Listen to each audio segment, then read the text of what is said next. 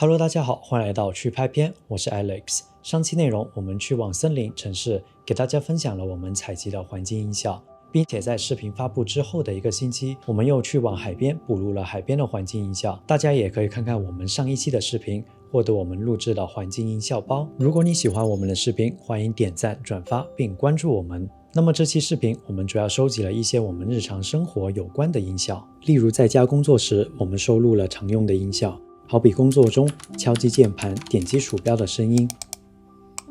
电脑在快速运转时呼呼的风扇声，以及书本翻页和写字的音效，也有打印机打印资料、碎纸机处理文档的声音。其中敲击键盘的话，我们也分别采集了机械键盘或者普通键盘打字的声音，同时也采集了我们用手机时候的声音，例如音量键的加键，在屏幕上敲击打字的音效，以及来电铃声和手机震动的声音。接着是和拍摄有关的音效，它们有相机的快门声、对焦提示声，以及放入电池、插入耳机接口这类的声音。同时也有无人机起飞降落的桨叶声。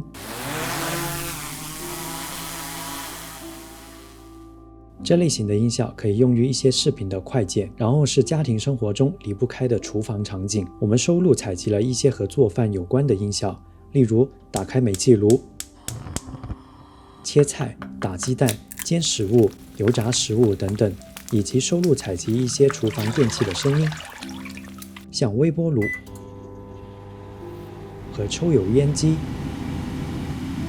除此之外，还有一些生活上的小细节，电灯的开关、吸尘器、打开抽屉、拧开汽水、往杯子里倒水、